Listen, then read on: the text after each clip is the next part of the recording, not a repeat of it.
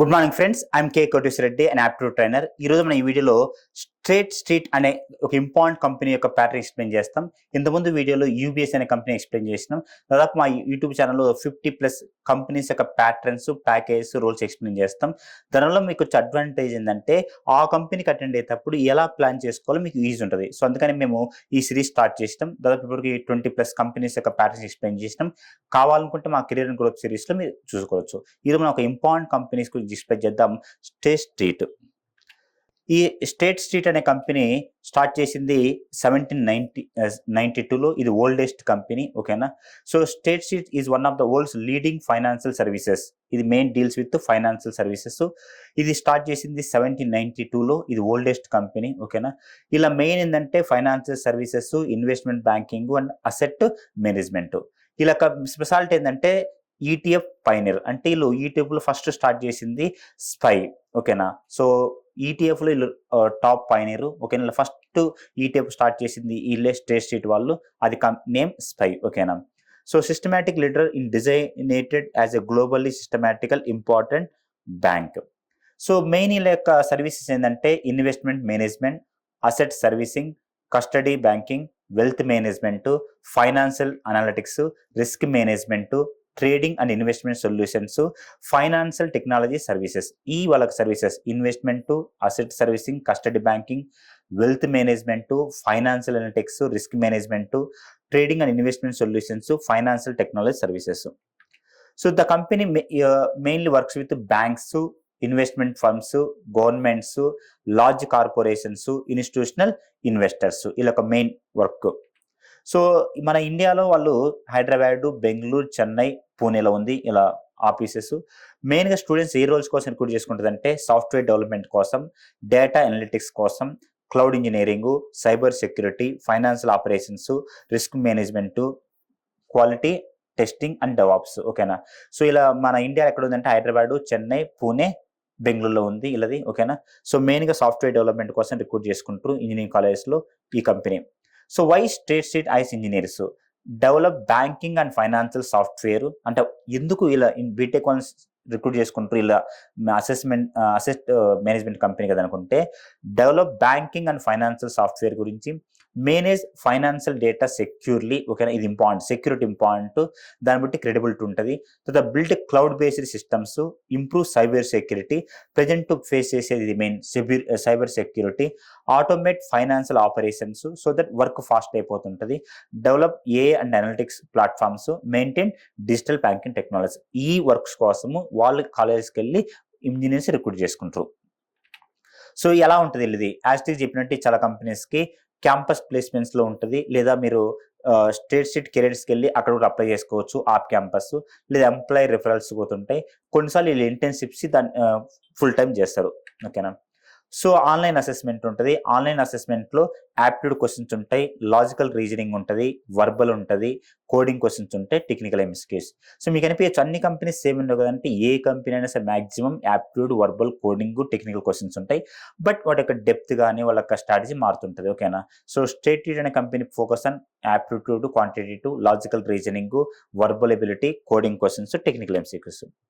Technical ఇంటర్వ్యూలో main వీళ్ళ focus ఏంటంటే ప్రోగ్రామింగ్ లాంగ్వేజ్ మీద, డేటా సర్చెస్ మీద, ఇది ఇంపార్టెంట్, డిఎస్ఏ, డిబిఎంఎస్ మీద, ఎస్క్యూఎల్ క్వైరీస్ మీద, oops concepts, operating systems, company networks, project nation. ఇది ఇంపార్టెంట్ ప్రాజెక్ట్ గురించి. సో మీరు ఏ టెక్నికల్ ఇంటర్వ్యూకి వెళ్ళేటప్పుడైనా సరే మీ మెయిన్ ఫోకస్ ఏమి ఉండాలంటే ఎస్క్యూఎల్ మీద, డేటా సర్చెస్ మీద, ఊప్స్ కాన్సెప్ట్స్ మీద, తర్వాత ప్రాజెక్ట్ మీద, కంపెనీ నెట్వర్క్స్ మీద, ఆపరేటింగ్ సిస్టమ్ మీద. ఇది కామన్, ఓకేనా. సో అది కంపెనీ టు కంపెనీ క్వశ్చన్స్ వేరే అవుతుంటాయి కానీ కాన్సెప్ట్ సేమ్, ఓకేనా. ఏ ఇంటర్వ్యూకి వెళ్తేప్పుడైనా సరే ప్రాజెక్ట్ గురించి మీరు తరోగా చదువుకుని వెళ్ళాలి, ఓకేనా. డిబిఎంఎస్ నార్మలైజేషన్ ఏంటిది, తర్వాత ఎస్క్యూఎల్ క్వైరీ అడిగితే రాయడానికి రెడీగా ఉండాలి, Java concepts, multi threading concepts కానీ, ఎక్సెప్షన్ హ్యాండ్లింగ్ కాన్సెప్ట్స్ కానీ అడుగుతూ చెప్పగలగాలి. తర్వాత కంపెనీ నెట్వర్క్స్ అడుగు చెప్పగలగాలి, ఏమేమి లేయర్స్ ఉంటాయి, వాటి ప్రోటోకాల్స్ ఉంటాయి ఏంటి, ఇవన్నీ మీకు ప్రతి టెక్నికల్ ఇంటర్వ్యూలో చాలా ఇంపార్టెంట్. తర్వాత ప్రోగ్రామింగ్స్. హెచ్ఆర్ ఇంటర్వ్యూలో మెయిన్ కమ్యూనికేషన్ స్కిల్స్ టెస్ట్ చేస్తారు, confidence, team work, leadership, adaptability. ఇది ఇంపార్టెంట్. అంటే ఇతను నేను సెలెక్ట్ చేసుకున్న తర్వాత అతను ఏ ప్లేస్కైనా హైదరాబాద్, పూణే, బెంగళూరు, ఏ ప్లేస్కి అయినా సరే తను వెళ్ళగలడా అని చూస్తారు. Adaptability, interest in financial technology, అది కూడా ఇంపార్టెంట్. అతనే ఎందుకంటే వాళ్ళ main focus on financial technology services కాబట్టి.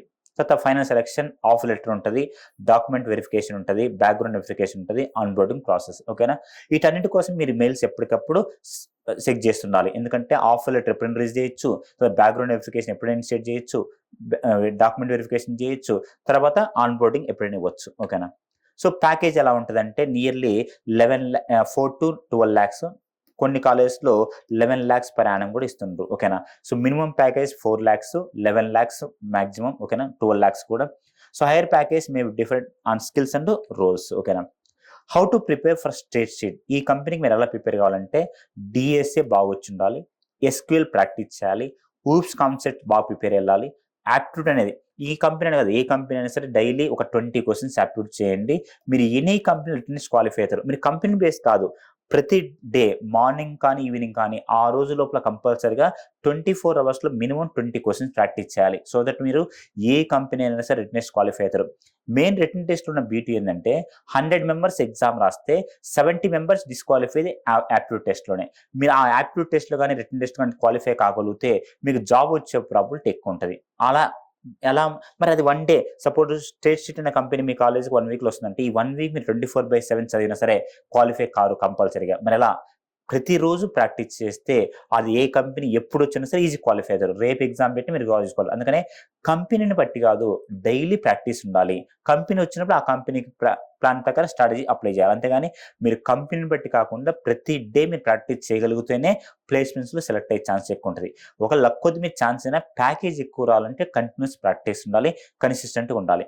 తర్వాత కమ్యూనికేషన్ స్కిల్స్, రెజ్యూమ్ చాలా important, coding practice and lead code and hacker rank. ఓకేనా, అయితే ఇది ఎలా దీనిలో కంపెనీలో జాయిన్ అయితే, ఎందుకంటే మీరు ఏ కంపెనీకి వెళ్ళేటప్పుడైనా సరే ఆ కంపెనీస్ హిస్టరీ చూడండి. ఇప్పుడు మేము ఎందుకు ఇది స్టార్ట్ చేసినామంటే ఫస్ట్ లైన్లో అసలు ఆ కంపెనీ గురించి తెలుస్తేనే కదా మీకు ఇంట్రెస్ట్ ఉండేది. సో వీళ్ళు మెయిన్ ఏంటిది, ఫైనాన్షియల్ సర్వీసెస్, మీకు దాని మీద ఇంట్రెస్ట్ ఉందో లేదో చూసుకోవాలి. ఓకేనా, వీళ్ళు మెయిన్ ఫోకస్ అని దేని మీద, investment management, financial analytics, risk management, financial technology. So వాటి మీద మీ ఇంట్రెస్ట్ కూడా తెలుసుకోవాలని చెప్పి మేము స్టార్ట్ చేసాం. అంటే ఆ కంపెనీ గురించి మీకు పూర్తి డీటెయిల్స్ ఇస్తే సో దట్ ఆ కంపెనీకి మీరు అటెండ్ అయ్యేటప్పుడు మీకు కాన్ఫిడెన్స్ ఉంటుంది, లేక ఇంట్రెస్ట్ ఉంటుంది. సో ఇక్కడ కూడా మీరు మెయిన్గా వాళ్ళు చూసేది ఏంటంటే కోడింగ్ ప్రాక్టీస్ అండ్ లీడ్.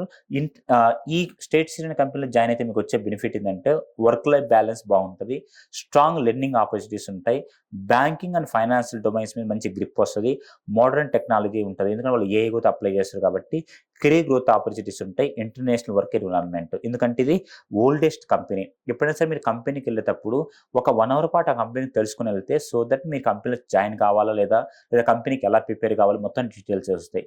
ఈ స్టేట్ సీరియన్ కంపెనీకి గొప్పతనం ఏంటంటే 1792లో స్టార్ట్ చేసిండ్రు, ఓల్డెస్ట్ కంపెనీ. ఓకేనా, తర్వాత conclusion, state sheet corporation global leader that perfectly blends finance, banking and modern technology.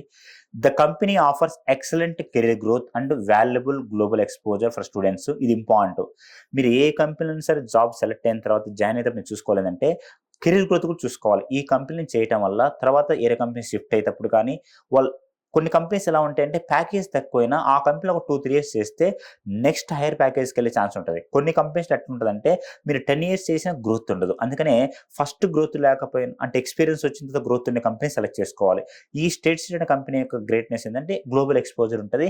So that వేరే కంపెనీకి వెళ్ళినప్పుడు మీరు ఎక్కువ ప్యాకేజ్కి వెళ్ళే ఛాన్స్ ఉంటుంది. సో అందుకనే మీరు ప్లేస్మెంట్స్కి వెళ్ళేటప్పుడు కానీ, అటెంప్ట్ చేసేటప్పుడు కానీ, జాయిన్ అయ్యేటప్పుడు కానీ ఇది మీరు దృష్టిలో ఉంచుకోవాలి. ఓకే, నేను ఈ కంపెనీలో జాయిన్ అయినా తక్కువ ప్యాకేజ్కైనా లాంగ్ టర్మ్లో ఎక్కువ ప్యాకేజ్ వస్తుంది, లేదా ఈ ఎక్స్పీరియన్స్ నేను వేరే కంపెనీకి ఎక్కువ చేయొచ్చు. కాకుండా 50,000 మీరు స్టార్ట్ చేసినారు మంచి కంపెనీ అని చెప్పి అక్కడే మీరు కెరీర్ గ్రోత్ ఉంటే నెక్స్ట్ కంపెనీకి మీరు వెళ్ళినా సరే దానికంటే ఒక 20% ఎక్కువ ఇస్తారు. అలా కాకుండా ఇప్పుడు తక్కువ శాలరీ ఉన్నా సరే కెరీర్ ఎక్స్పోజర్ బాగుండి గ్రోత్ బాగుందంటే 444 కూడా మీరు సంపాదించుకోవచ్చు. ఓకేనా, తర్వాత ఇంపార్టెంట్ ఏ స్ట్రాంగ్ రెజ్యూమ్ ఉండాలి అండ్ గుడ్ కమ్యూనికేషన్ ఉండాలి.